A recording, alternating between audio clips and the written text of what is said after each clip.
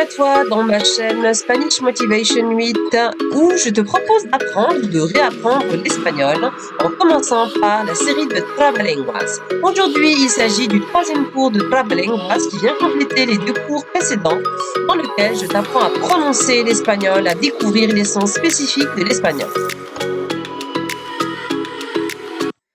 Commençons tout de suite par le repaso, la révision. Nous allons revoir donc dans ce repaso la correction des devoirs à la maison que tu avais eu lors des vidéos précédentes. Cela fait longtemps que je ne t'ai pas fait de vidéo, je m'en excuse, mais j'imagine que tu as pris le temps de pouvoir prononcer posément ces mots. Commençons par la première phrase. Il s'agit ici du son che. Pour rappel, tu peux prononcer ce son comme s'il y avait un T devant le che. Che. Allez, on y va. Chicos y chicas mascan chicle. Allez, deuxième fois, un tout petit peu plus vite. Chicos y chicas mascan chicle. C'est bien. Dernière fois, un rythme un peu plus vif. Chicos y chicas mascan chicle. C'est bien. Deuxième phrase, il s'agit d'une phrase qui, à mon sens, proposait deux difficultés.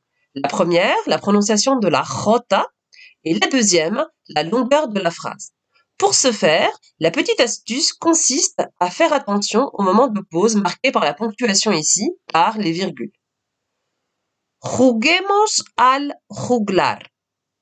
Si al juglar jugamos, al juglar, jugaremos.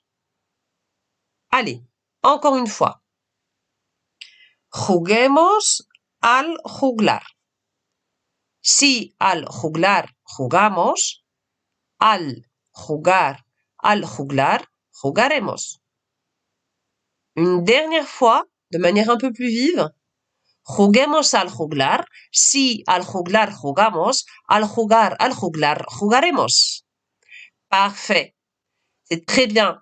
Si tu n'as pas réussi à lire cette phrase de manière vive, ce n'est pas grave. À force d'entraînement, tu y réussiras. Je vais justement te donner quelques astuces pour en cadeau dans cette vidéo, simplement pour te récompenser de l'attente aussi par rapport à la dernière vidéo, pour pouvoir améliorer ta prononciation en espagnol. Première astuce, s'entraîner tous les jours. La régularité, c'est très important, mais aussi prononcer à voix haute et à un moment précis. Alors, le moment précis, ça peut être avant le déjeuner, ça peut être avant le repas, avant de te coucher. C'est très important d'imposer une routine linguistique pour pouvoir progresser. Deuxième astuce, il est important d'être patient. Ce n'est pas facile de réussir du premier coup, c'est tout à fait normal. Il est prouvé qu'à partir de 21 jours, on progresse dans n'importe quel domaine. Aussi, ne lâche rien et continue ton travail. Troisième astuce, il faut suivre l'intégralité du programme. C'est de cette manière que tu parviendras à concrétiser tes objectifs. J'ai essayé justement dans cette série de vidéos de commencer vraiment au début d'une formation pour un néo-apprenant espagnol. Donc si j'ai pu le faire, tu peux le faire également. Allez, courage! Commençons tout de suite par l'apprentissage de deux nouvelles lettres aujourd'hui. La L et la R. Nous allons en même temps apprendre du vocabulaire. Premier mot que je te propose de prononcer, donc, c'est la clé. Alors, petite indication concernant la lettre L, il s'agit de la prononcer comme si, en français, c'est l'équivalent du L et du I. Li. On va commencer par le mot clé. La, llave. La, llave. Je te rappelle que la lettre V en espagnol se prononce comme s'il s'agissait d'un B en français. On répète. La, llave. Très bien. Deuxième mot, il s'agit ici d'un verbe qui signifie pleurer. C'est le verbe llorar. Tu peux prendre le temps de bien distinguer les syllabes. Llorar. Et ensuite, de lire l'intégralité du mot.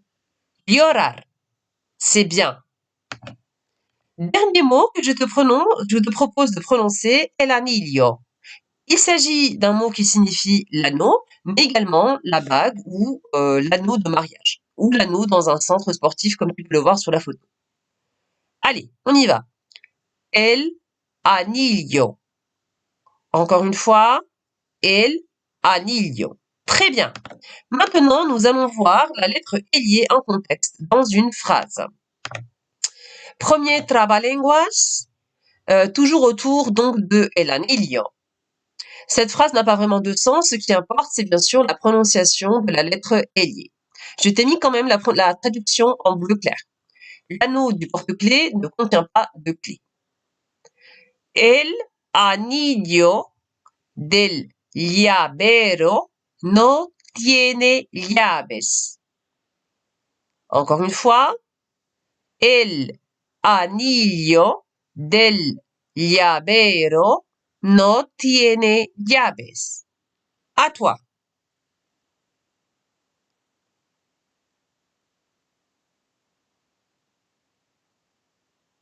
Très bien. Deuxième phrase. Je pleure si tu pleures. Si tu pleures, je pleure. Une fois de plus, cette phrase n'a pas vraiment de sens. Ce qui importe, c'est la prononciation de la ailier. Yo lloro si lloras. Si lloras, yo lloro. Encore une fois. Yo lloro si lloras. Si lloras, yo lloro. À toi.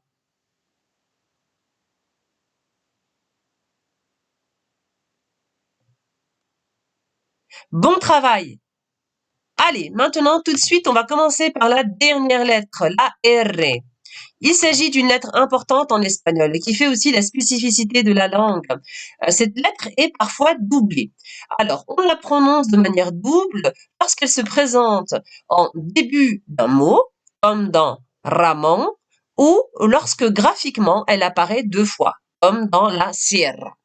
Commençons par le premier mot, qui est assez simple, qui signifie des tigres. Tigres.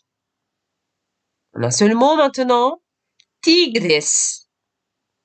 À toi. Deuxième mot, qui signifie la chaîne de montagne, la sierra. La sierra. Hein, j'insiste ici sur le R.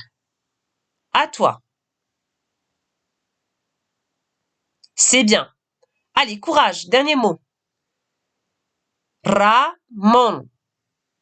Ici, j'ai essayé de couper en 2 syllabes le mot pour que cela soit plus facile pour toi. Prononce bien le R de manière double. Ramón.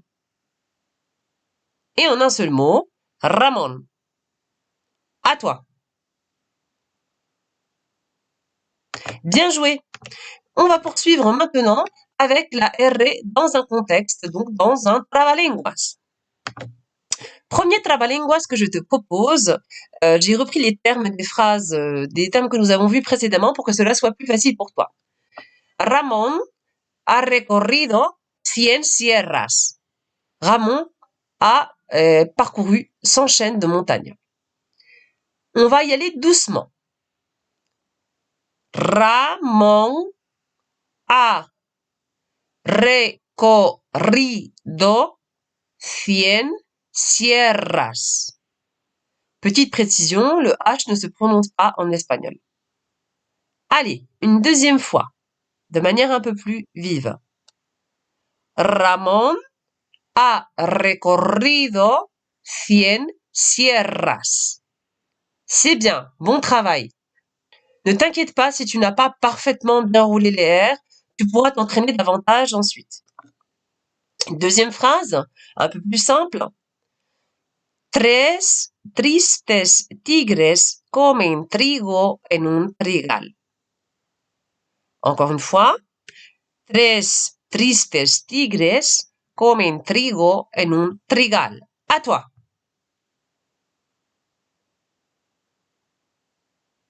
Bien joué. Poursuivons maintenant. Donc, cette phrase signifiait simplement 3 tristes tigres mangent du blé dans un champ de blé. Poursuivons maintenant avec la dernière partie, les devoirs à la maison. Et oui, une fois de plus, tu as des devoirs parce que pour progresser, tu le sais, il faut s'entraîner. Je te propose de t'entraîner à prononcer les 2 phrases suivantes. Yo lloro si lloras, yo lloro. Et de même, la deuxième phrase qui est un peu plus compliquée, mais tu réussiras à la prononcer à force d'entraînement. Ramón ha recorrido 100 sierras. Tu as bien travaillé pour cette séance.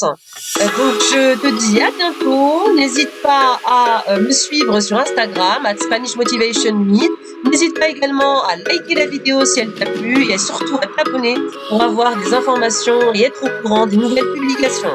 Merci beaucoup. Muchísimas gracias y hasta pronto, amigos.